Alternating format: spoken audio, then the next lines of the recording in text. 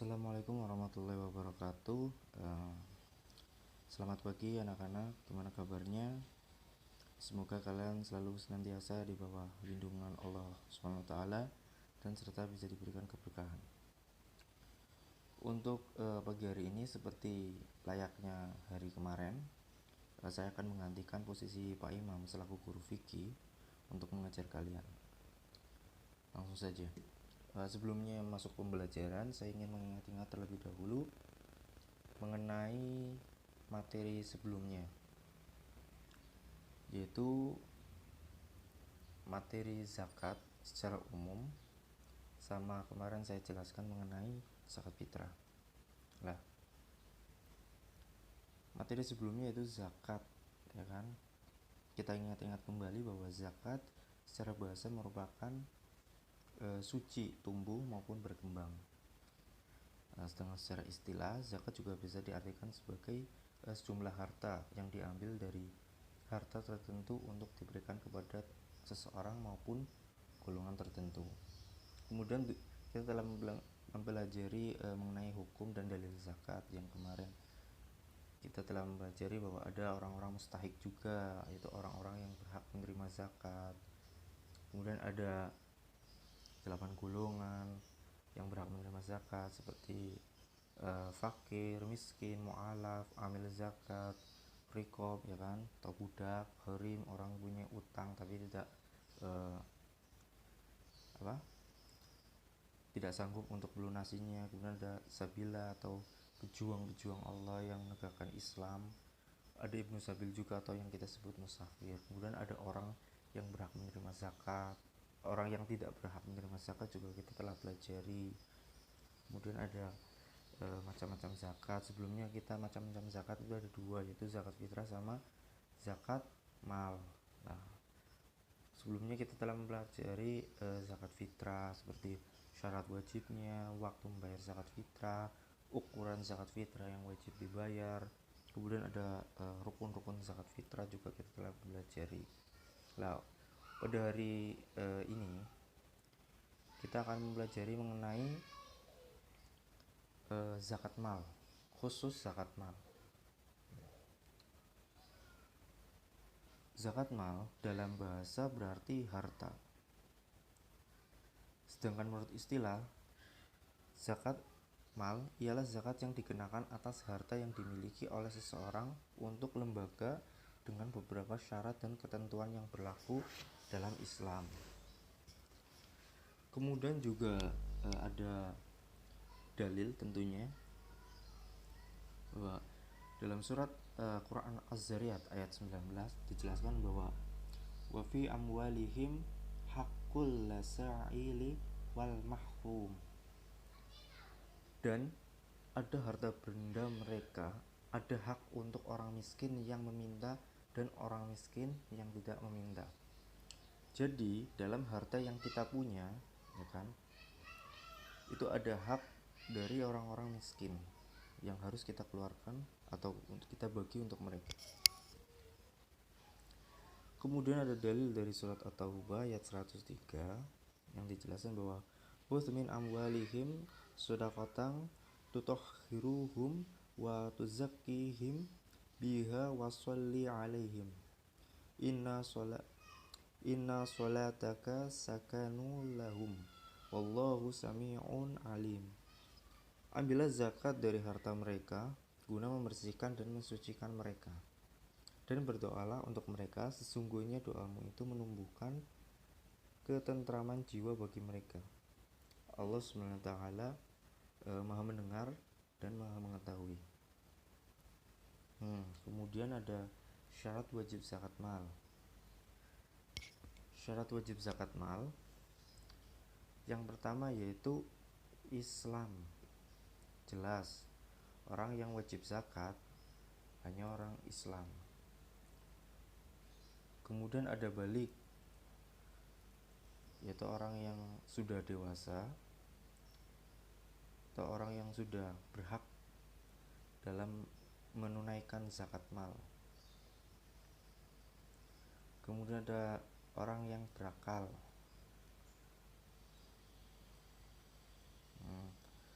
Untuk termasuk orang yang berakal sehat atau tidak gila, itu tidak wajib mengeluarkan zakat meskipun memiliki harta yang mencapai nisab atau mencapai batasannya. Kemudian merdeka, budak tidak wajib mengeluarkan zakat harta meskipun dia memiliki harta yang sudah mencapai nisab atau ukuran wajib zakat.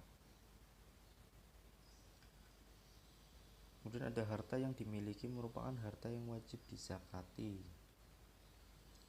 Nah, contohnya seperti emas, perak, uang, harta hasil perdagangan, hewan ternak, pertanian dan buah-buahan.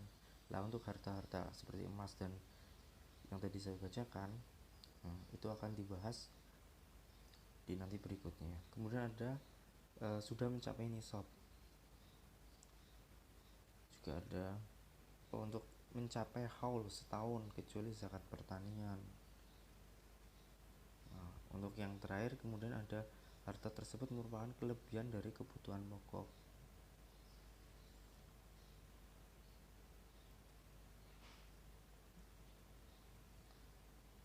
Nah, di sini kita akan mempelajari yang pertama bahwa macam-macam zakat. Untuk yang pertama yaitu ada emas dan perak. Jadi dalam Islam memandang bahwa emas dan perak adalah sebuah harta. Dari zaman Nabi sampai hari ini emas masih dipandang sebagai sebuah harta. Oleh karena syariat mewajibkan zakat atas keduanya, baik berupa uang, leburan logam, bejana, souvenir, ukiran dan lainnya, termasuk dalam kategori emas dan perak. Nah, perak juga dalam dahulu kala, mungkin di zaman kerajaan maupun zaman Nabi, ya kan, kita sendiri bahwa Islam punya mata uang sendiri yaitu terbuat dari emas dan perak seperti dirham dan apa?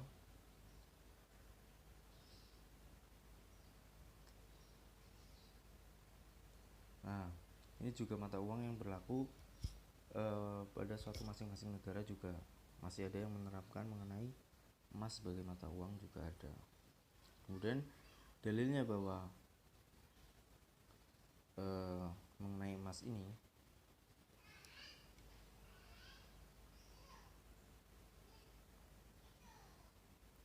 afallahu anka lima adzin talahum hatta yatabayyana lakal ladzina shadaqu wa ta'lamal kadzibin. Allah memaafkanmu wahai Muhammad, mengapa engkau memberi izin kepada mereka untuk tidak pergi berperang sebelum jelas bagimu orang-orang yang benar berhalangan dan belum engkau mengetahui orang-orang berdusta. Nah, di sini juga ada mengenai jenis emas. Untuk yang dizakatkan itu sudah mencapai 90 gram untuk nisabnya ya, untuk ukurannya. Kemudian kadar zakatnya itu 2,5% dari si emas tersebut. Kemudian ada jenis perak juga sama, berbeda. Jenis perak lebih tinggi lagi karena mungkin harga jualnya lebih mahal emas. Untuk perak ada 624 gram untuk mencapai nisabnya atau 200 dirham, kan? Untuk kadar zakatnya sama 2,5%. Kemudian ada harta perdagangan atau tijarah. Harta perniagaan adalah semua yang diperuntukkan untuk diperjualbelikan dalam berbagai jenisnya, baik dilakukan secara per orang atau individu maupun kelompok. Nah, harta perdagangan seperti di bawah ini ada ekspor impor, ada lah. Untuk harta perdagangan ini untuk secara kelompok ya, itu bisa dikatakan seperti CV ataupun PT atau perusahaan-perusahaan yang intinya sudah resmi lah atau sudah besar. Nah, ada seperti halnya ekspor impor kan, penerbitan, terus industri ya kan, tekstil, keramik, granit dan batik. terus ada pariwisata. Lah di sini juga ada nisabnya atau ukuran untuk kadarnya 25%. Nah, kemudian ada hasil tanaman atau buah-buahan dan biji-bijian seperti halnya padi yang jika kita panen sudah mencapai 1.300 kg gabah. Lah untuk hasil panen atau hasil pertanian ini atau tanaman yang wajib dizakati ada 3 syarat. Yang pertama, tanaman merupakan jenis tanaman yang ditanam oleh masyarakat. Untuk yang kedua, tanaman merupakan jenis tanaman makanan pokok. Kemudian yang ketiga, telah mencapai nisab yaitu 5 wasok atau sekitar 750 kg tanpa kulit. Berarti kalau misalkan beras atau padi, nah ini ada untuk padi yaitu sekitar 1.350 kg, jika di beras atau jika tanpa kulit yaitu 750 kg. Lah ini kan ada 10% ataupun 5%. Lah di sini maksudnya zakat pertanian dibayar setiap panen ya. Kita ketahui bahwa zakat pertanian itu dibayar setiap panen, bukan setiap tahunnya, tapi setiap kali kita panen. Adapun kadar zakat pertanian adalah 10% apabila sistem pengairan atau sumber yang didapat dengan tidak mengeluarkan biaya. Nah, untuk pertanian yang berkebun, sistem pengairannya tidak alami tetapi dengan mengeluarkan biaya, maka zakat yang harus dikeluarkan adalah 5%. Makanya di sini ada kadar zakatnya 10% atau 5%. Cuma bedanya di mengenai perairan atau ada pengeluaran tambahan lah untuk sumber atau pengairan tersebut. Nah, di sini ada mengenai tanaman seperti padi ya kan, ini bahan pokok semua. Ada biji-bijian, kacang, umbi-umbian, buah-buahan atau kurma dan anggur, dan sayur-sayuran dan rumputan. Kemudian ada binatang ternak. Yang pertama ada unta. Nisab unta adalah 5 ekor. Artinya, bila seseorang telah memiliki 5 unta, maka ia telah mempunyai kewajiban untuk mengeluarkan zakatnya. Nah, di sini ada keterangan bahwa zakat akan bertambah apabila jumlah unta yang dimiliki bertambah juga. Nah, di sini ada penjelasannya. Untuk nisab ya kan, 5 sampai 9 ekor unta. Untuk kadar zakatnya yaitu cukup 1 ekor kambing atau 1 ekor domba.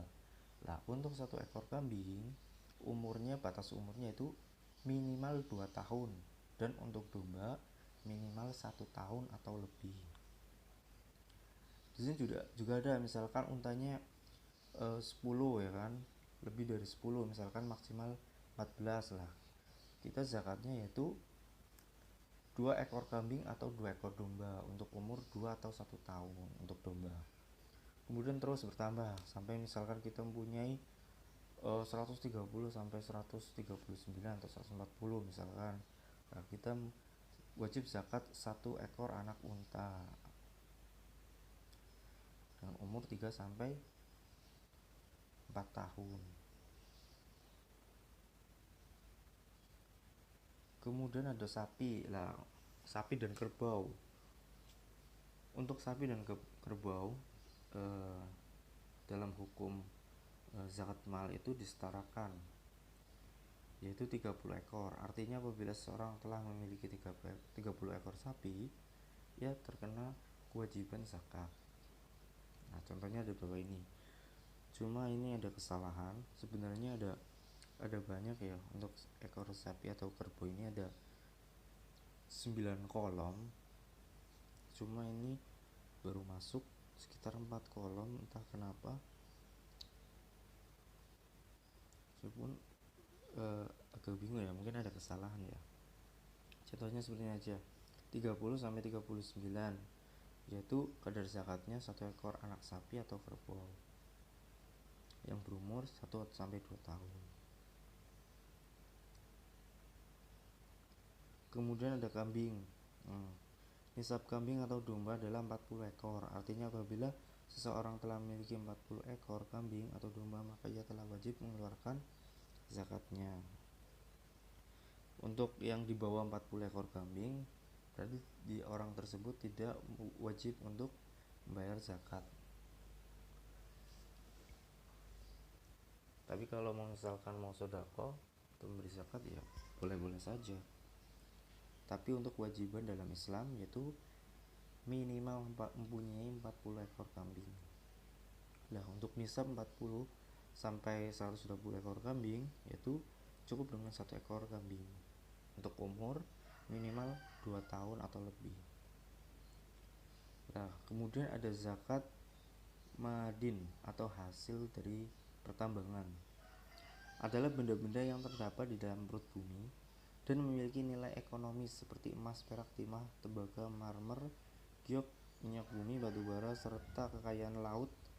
Adalah segala sesuatu yang dieksploitasi dari laut seperti mutiara, ambar, marjan, dan sebagainya. Nisab barang-barang tersebut adalah 2,5%. Kemudian ada harta temuan atau harta karun lah, karena sifatnya harta terpendam. Tapi berbeda kalau ini hasil tambang, seperti halnya privat lah atau pertambangan minyak atau apa. Kemudian ada barang temuan atau harta karun atau harta terpendam. Rikas adalah barang-barang berharga yang terpendam peninggalan orang-orang terdahulu. Kalau misalkan hasil tambang itu memang murni kekayaan dari alam. Tapi kalau harta peninggalan itu untuk dari peninggalan terdahulu, atau yang disebut harta korun atau harta karun. Yang biasa disebut harta karun termasuk dalamnya harta yang ditemukan dan tidak ada yang mengaku sebagaimana pemiliknya. Untuk nisab barang temuan adalah 2,5%. Oke.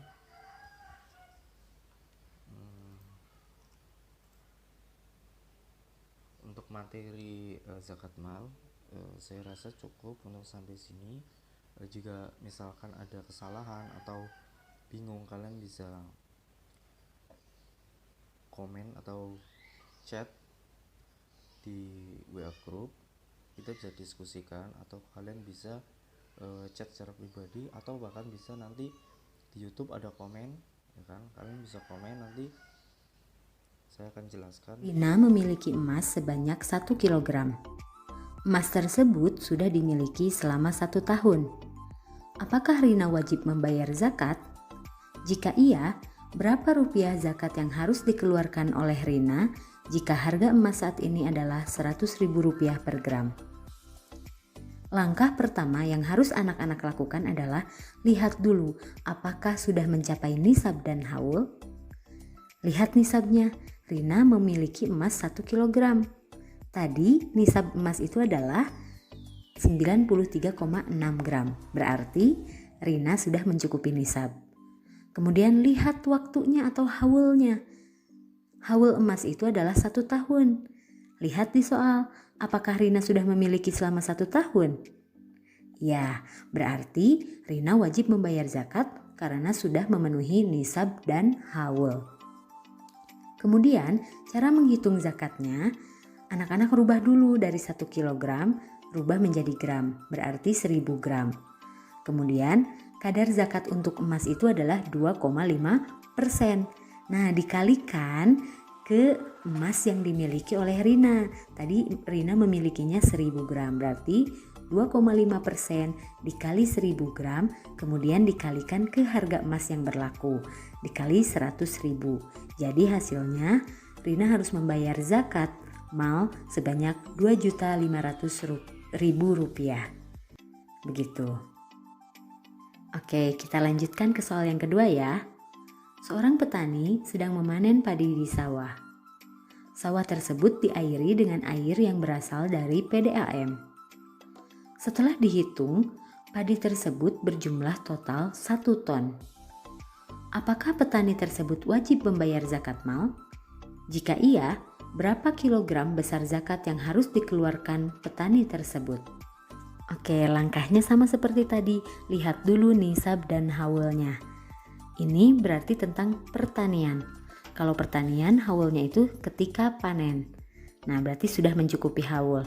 Kemudian lihat nisabnya. Nisabnya itu adalah 750 kg. Nah, sedangkan di sini petaninya memiliki 1 ton. 1 ton itu berarti 1000 kg. Sudah melebihi dari nisab. Berarti petani tersebut wajib membayar zakat karena sudah memenuhi nisab juga haulnya. Kemudian cara menghitungnya tinggal dikalikan. Tadi untuk pertanian ada 2 kadar zakat, ada yang 5% dan ada yang 10%. 5% itu untuk pengairan yang berbayar seperti menggunakan PDAM, kemudian 10% untuk pengairan yang gratis menggunakan air hujan. Di sini petaninya menggunakan air PDAM, berarti kadar zakatnya adalah 5%. 5% dikali 1000 kg berarti 50 kg. Nah, zakat yang harus dibayarkan oleh petani adalah sebanyak 50 kg. Bagaimana anak-anak? Sampai di sini mudah dipahami? Baik, kita lanjutkan ke soal terakhir. Kita menghitung mengenai zakat profesi atau penghasilan. Seorang bidan memiliki penghasilan sebagai berikut. Gaji dari rumah sakit 1 juta rupiah. Gaji dari klinik 2.500.000 rupiah. Adapun pengeluarannya dalam 1 bulan adalah sebagai berikut. Keperluan pokok sehari-hari 1.200.000 rupiah. Kemudian biaya pendidikan anak 800.000 rupiah. Hitunglah zakat yang harus dikeluarkan oleh bidan tersebut. Nah, kita hitung dulu total penghasilan dari bidan tersebut. Ditambahkan ya, dijumlahkan gaji dari rumah sakit dan gaji dari klinik dijumlahkan. Jadi totalnya 3.500.000 rupiah. Kemudian hitung juga pengeluarannya. Pengeluarannya itu adalah 1.200.000 rupiah ditambah 800.000 berarti 2 juta rupiah. Tinggal kita hitung penghasilan bersihnya. 3.500.000 rupiah dikurangi 2 juta rupiah berarti penghasilan bersihnya adalah 1.500.000 rupiah. Nah, untuk menghitung zakatnya, ingat kadar zakat profesi adalah 2,5%. Tinggal dikalikan ke penghasilan bersih. Berarti dikalikan ke 1.500.000 rupiah. Jadi membayar zakatnya itu sebanyak 37.500 rupiah per bulan. Itu jika dihitung dari penghasilan bersih. Jika dihitung penghasilan kotor berarti tinggal mengalihkan saja 2,5% dikalikan ke total penghasilan yang tadi 3.500. Berarti wajib membayar zakatnya adalah 87.500 rupiah. Nah, ini tergantung dari bidan tersebut mau menghitung dari penghasilan kotor atau penghasilan bersih begitu. Nah, sampai di sini anak-anak cara menghitung zakat mal. Mudah-mudahan dapat dimengerti dan anak-anak bisa paham serta bisa mengerjakan soal berikutnya. Terima kasih. Semoga anak-anak sehat selalu. Wassalamualaikum warahmatullahi